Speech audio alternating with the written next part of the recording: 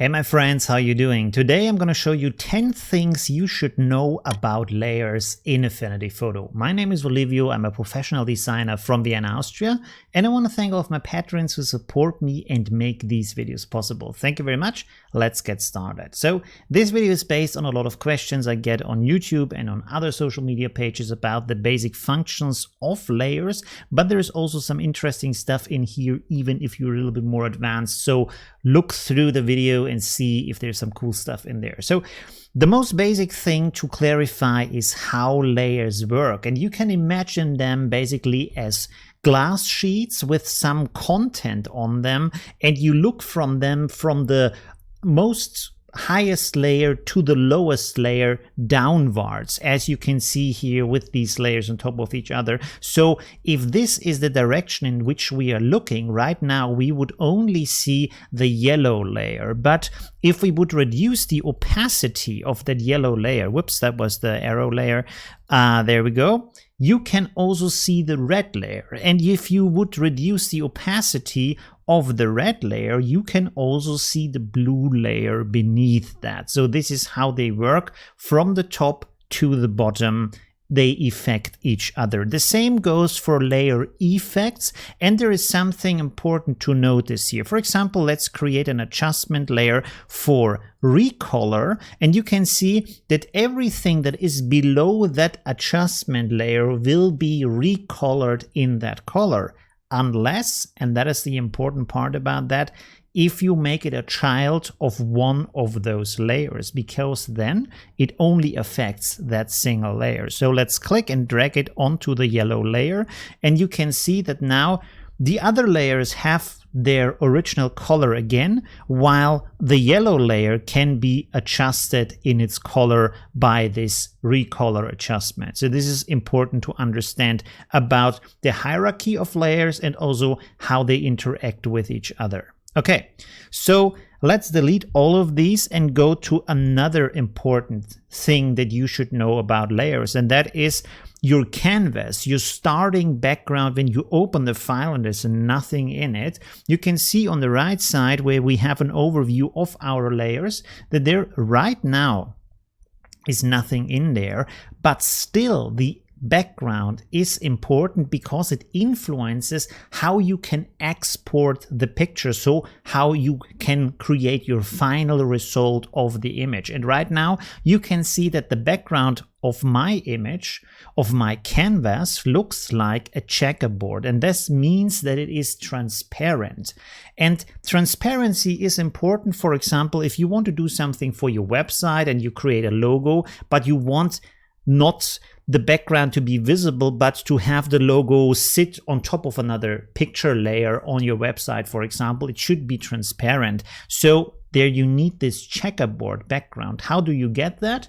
You go to Document, and there you can see it says transparent background. If there is a hook, it means it's transparent. If there is no hook, the background is going to be filled with a white color. And so that means it doesn't have transparency and you can't export it as a transparent picture. This is why this is important. So this is the second thing to notice about that. Let's go back to a transparent background. Okay, let's go to the third part or thing you should know about layers, and these are layer effects. So let's, for example, drag in an image here of a cute dog, like that. Okay, so the important thing to notice here, let's make this a little bit smaller real quick. The important thing to notice here is there is 4 types of effects basically that you can apply to your image. One of them is the filters up here, and those are permanent. And at the moment, most of them are grayed out because this is an image layer. We will come to that in a second. It's not important right now, but these are permanent. And they are not layers themselves. They just change the picture in itself, the layer in itself. So what are the other 3 types that are more important to us at the moment? So One of them is the effects that you can either find here on this little window. You have to select the layer first and then select effect. And these are effects that are basically built into the layer, but they are not a layer on their own. So you can't really separate it from that layer. You can copy it to another layer, but they cannot be separated because they are built into the nature basically of that layer. Okay. For example, we can do an outer shadow here, and you can see that a shadow appears behind our image. Good. Another way to have an effect on your layer, and these are layers on their own, are down here, either the adjustment layers or the live effect layers. And the live effect layers are in many ways similar to the filters you will find up here. They even have the same names, but the most important thing is that they are layers on their own and they don't have a permanent effect on your image. That's the most important part about that. So for example, if I go in here and say I want to have a Gaussian blur, and I apply a blur to that, this is not permanent. I can always delete this layer, or I can hide this layer to make the effect invisible, and I can also always drag the layer outwards, outside, so it's not a child of that layer, or I can drag it below the layer if you remember the sheets, the layers that we talked about before. So this is an important part, and the same goes of course for the adjustment layers. For example, let's go again with recolor. You can see here now it sits atop of my layer. If I drag it below, it doesn't have an effect on it because it only affects what's below it but not what's above it. Okay, so these are the different types of effects you can have and apply to layers. The next thing that is important here to understand is the difference of a layer between opacity, which you will find here, and when you go to the effects tab, you will find something that is called fill opacity. So what is the difference between that? Let's again create that shadow like so. And when I go to opacity, you can see that the image gets transparent, but also the shadow gets transparent. And when I set it to 0, nothing of that is visible anymore. So let's set it back to 100%. Go to the Effects tab, and now we are going to reduce the fill opacity. And this means when I reduce this, you can see that the image now is completely gone because it has an opacity of 0%, so it's 100% transparent, but the shadow is still there. The effect is still there because we only reduced the opacity of the fill, and fill means what is filling this layer with content. So this is reduced in opacity, but not the effect. So there is a important differentiation between that. And of course, you can use that to your benefit by creating different kind of shapes and outlines and use these kind of effects like shadow and glow and all these kind of things, but then hide the filling element and only show the effect. This can be used very creatively and effectively if you want to. So play around with that. Okay, the next thing we need to talk about are text layers. And there are probably more different kind of forms of text layer that you would have imagined. So the first one, of course, over here is the so-called artistic text tool, and this is just free text. So you click on that tool, and when you click and drag, the first time you create the layer, you can set the size of the text, and that can be pretty important to get a quicker access to the right size of this text. And then you can write something, for example, let's write test. I want to change the color to black of that, and there we have our text layer. So this is free text because you can move it around. It doesn't have any borders or anything.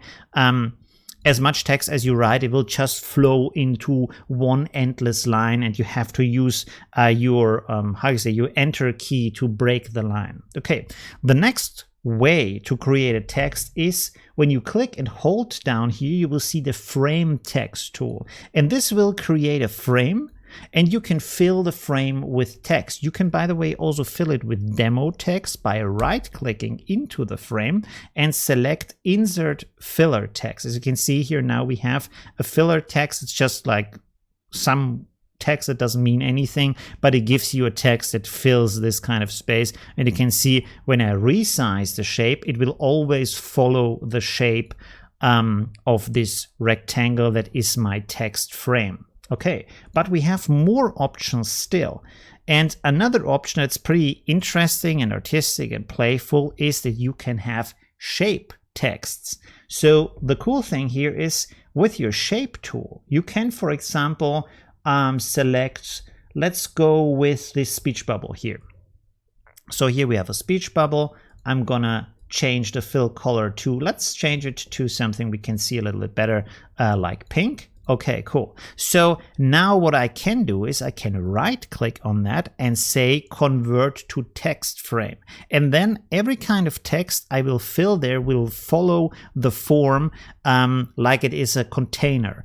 The most important part here to notice is before you do the change, you want to set the right background color, because apparently right now in Affinity Photo there is no way to change the background color after you have converted it to a text frame. So that's kind of important to notice before you do this. But when you do that, now this is a text shape, as it says on the right side in the layer list. It says shape text. So I can also fill this with my filler text, and you can see here this is going to follow the form, sometimes not in the best position, but you can just erase the text in there if you don't want to have it in there. So that's also a possibility. Okay, and there's another thing. If you think you want to have text that follows a form, for example, you want to have a circle and you want the text to flow around the circle, Affinity Photo can do that and kind of cannot do that, because it has the ability but not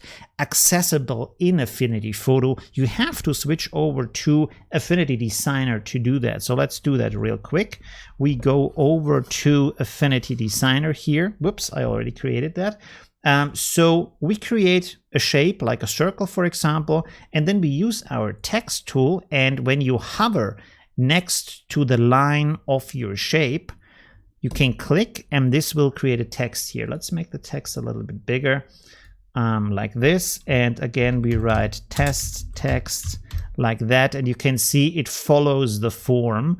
And now you can copy this over. So you select this layer. You can see now it's called a shape path text. So select that, Control C to copy, go over to Affinity Photo, Control V to paste it in there, and you can see that now we have this in here, and it even has the same kind of controls. So you can still go with your text tool and you can use these little markers here to move your text around and stuff like that. So that is fully supported but not really accessible in Affinity Photo unless you copy it over from Affinity Designer, but it's a neat little trick to use that. Okay, let's go to the next thing that we want to know about layers, the sixth thing in this list, and this is the difference between curves and shapes. And that can be pretty important. So for example, let's create a heart shape here. You will see that the layer will have the name heart because you selected it from these predefined shapes here. And one downside to that is that you can't really influence it. You can only influence it a little bit by these colored nodes here. Let's recolor this a little bit so we have a better view of what kind of color should we take. Let's take this one. And you can see now here we have a little orange point that we can move around in a predefined way. And this might not be enough for your taste. You might want to do something more about that. So you can again right click on that and say convert to curves. And when you do that, you will see that now you have more points, and these points are called nodes. So you can use your node tool over here and you can move around the nodes. You can also move around the lines, and you can also move around these little handles here to like adjust your lines a little bit more precisely. So this gives you a lot more freedom. And now also it is a curve. By the way, you can do the same thing with font, which can be really fun. Let's, for example, write an A here, and again, right click on that and convert to curves. And now if we go over to our node tool, you can see that we have a lot of lines here. And this now enables us to change the font in any kind of fancy or design or artistic way that you can imagine, and turn one font into a completely different and unique look. For example, I can bend these things outward if you want to have a fatter font, stuff like that. You can be really playful with that and do and create whatever you want to create with that, basically. So it's really up to you what kind of thing you want to create from that, because now you have complete freedom over the shape of that. And of course, lastly, also we have our pen tool, and this pen tool, as you can see here, creates vector lines that also have nodes and these little handles that you can move around to change the shape of the curve. And this is also called a curve. And when you go back to the original point you set and click on that again, this will close the shape. And you can, of course, then use a fill color to have your very unique shapes you can create in any kind of form you want. And of course, these are vector, they are not pixel, which is also a big differentiation between what layers can do. Okay, let's go on to the next thing we want to point out, and this is different kind of masks. And again, here you might find some surprising ways to create masks. So let's drag in this dock again. We want to create some masks for that. So there are different ways of creating masks. And of course, the first one is to create a mask layer. So down here you have this symbol, which looks like, I don't know, I always see a carpet with a hole in the middle, but you can see whatever you want. And this creates a mask. And so with a mask, the important thing to understand is that when you use black color, this will make it transparent, as you can see here. And when you use a white color, this will make it visible again. So, and of course, everything in between it is different kinds of opacity. So with that, you can paint in a mask, or you can create a mask from a selection, all these kind of different things. Okay, so this is the most direct way, as simply a mask layer. Let's delete this again, because there are other ways to create a mask too. So you can, for example, create a shape. Let's create a shape in the sense of a font. Let's write test again. There we go. Whoops, that was a bit too big. Okay, let's go back here. And now there are different ways to use that. So you can either go to the layer of your text, right click on it and say here, select this mask to below. And this will create a mask, and you can see now the image is inside of our font. And this is non-destructive, so you can always go here and drag this text out again and the mask is gone again. So there is no problem with that. And of course, you can change the text, you can write something else, stuff like that. So this is very, how can I say, easy to manipulate afterwards. Another thing you can do, and this is a little bit confusing in the head maybe, is you can make the image a child of the text. And because it is a child of the text, if you think about that way, that it is influencing the text, this means in that case that the image will be applied to the text. So maybe that's a good way to remember that. So if I drag my image onto my font, again, the image will end up inside of the font, and the font will basically work as a mask in this case. Okay, but there is more ways to do that, because another way you can do this is you can rasterize a layer to convert it into a mask. You can do this by right click and then rasterize to mask. And when I do this, you will see that nothing happens. It's suddenly empty. Why did this happen? Well, the reason for that is because my text was black, so the mask is completely empty. So let's go back by Control and C. like that. And we change the font color to white, like that. And now if I rasterize it to mask, so right click on the layer, rasterize to mask, you will see that again, the image is ending up inside of the text. But now the important thing to realize is that this is no longer text. You can't change the text anymore because it has been rasterized, which means it's now a pixel layer. Okay, so these are the different ways to create a mask. There is one more thing that you should know about, and that is if you have either adjustment layers or live filter layers, these have a mask built into them. So for example, again, if we create a recolor layer like this, you will see that inside you have here just a white rectangle basically, and I can use my brush with a black color and paint on that, and you can see that this will reduce the effect of the mask. I can also go in here if I haven't changed anything yet on the mask, and I can go to layer invert, which will completely empty my mask, and then, or make it completely black, and then I can use white color to paint in a mask, so it will be applied only to the areas where I want this effect to be applied. So remember, adjustment layers and live filter layers have a mask built into them, which is not the case with pixel or image layers. It's also important to understand. Okay, let's go on to the next thing, and that is the differentiation between image and pixel. We have talked about that before, and now I will explain what that means. So here we have our dog image, and you can see, let's rename this here to dog.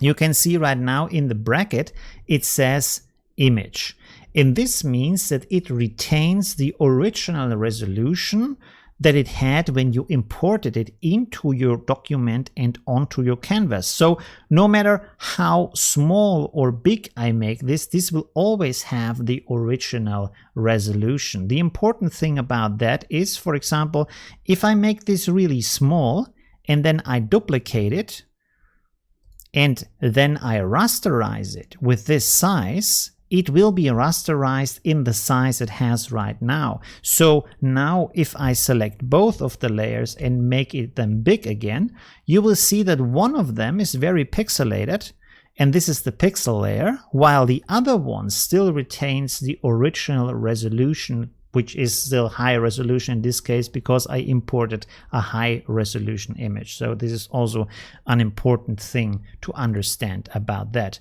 Another thing to understand about that is that an image layer, because it conserves the kind of say original nature of the image that you imported, a lot of pixel effects cannot be applied to it until it is rasterized. So for example, if you want to use your erase brush, your assistant will automatically convert it to a pixel image, and it's not anymore an image layer, now it is a pixel layer. So that's a big differentiation and also a destructive way to interact with that layer. So this is something you should realize before you do that, and think about, is this the final size I want to have for that picture? Because then it's okay to rasterize it. And another thing you want to know about rasterizing an image is, for example, if the image is bigger than your canvas, you can right click and rasterize, but you can also right click and rasterize and trim. And trim means that the image will be like cut on the edge on the canvas, so it has the exact same resolution as the canvas. So there is nothing outside of the canvas anymore. If you move this around, you will see that the picture is cut on the edge, and this can save a lot on file size, but it's again a destructive way to interact with an image layer, of course. Okay, let's go back. And the next thing to talk about are group layers, which is also important to understand because you can do some interesting things with it. I will hide the dog layer real quick, and I will create two shapes here. So let's create a heart shape and another heart shape.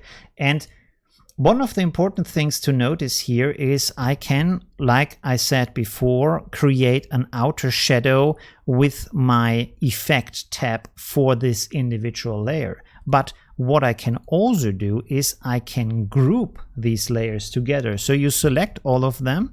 You can select them by clicking one layer, then holding Shift and clicking the other layer, and then pressing Ctrl-G on your keyboard. So now they are in a group, and a group on its own can also have these effects like a layer, because a group is a kind of a layer type. So when I go in here now and I create an outer shadow, this will be applied to all of the shapes inside of the group, as you can see here. And if I would create another shape inside of my group, it would also end up with the same effect applied to that. So this can save a lot on different adjustments, and it makes it very easy to adjust them for all of the layers inside of the group. So that's pretty interesting to know and to understand, as you can see. And of course, another thing you can do with the group is when you select the group, you can move all of it around and you can resize the group and stuff like that. So that can be very helpful and make things a lot quicker. Another thing to understand about groups, though, is that they can influence the way that your layers interact with the other stuff outside of the group. For example, to show you this, if we bring back the dock and I will create a recolor layer, this will be applied to the picture because it sits on top of the picture. And if I create a group from that, so again, Ctrl-G to create a group. You can have a group with just one layer in it. It's not a problem. This will still be applied to the image below because there is no image content, no fill content inside of the group. There is just adjustments, and in this case, really just an adjustment in there. But if I would now create a shape, which is a fill or a content inside of my group, this would mean that the effect would be applied just to that heart shape, if it sits, of course, on top of the heart shape. So still the hierarchy is important for that. But you can see now, if I change the color, this is only applied to the filling content inside of my group, but not to the layers below of the group outside of the group. So this is important to understand. If you want to group effects and adjustments, they have to be just effects and adjustments. Okay, so the last thing I want to talk about today is embedded documents. I have made another video about that explains more about that. But just to give you the basic knowledge about that, an embedded layer is basically another Affinity Photo file that you can place inside of an Affinity Photo file. So go to File and Place, and there you can select, I have like prepared an Affinity Photo file. You can place any kind of Affinity Photo file in here. And now the benefit is that you can double click on that, and this will open up the original Affinity file that's now embedded in your file. So it's basically a copy, a virtual copy of that, and you can adjust that. For example, I can create, again, let's create a recolor adjustment, and now if I go back to my original image, this will be applied. And if I can change that, of course, this change will only be applied inside of that embedded file. So you can create a very complex kind of design in here for your logo or brand or whatever you want to do, and just place it inside of your image. And because this is an embedded layer, it also retains the original resolution of that embedded file. So this can also be very helpful if you want to create something that you need in different sizes, and then you can also adapt over time. With an embedded document, you can do that. Okay, so these are the 10 different kind of things to know and understand about layers. I hope the video was helpful. If you have more questions or ideas for another video about layers, please let me know in the comments. See you in the next video. Bye.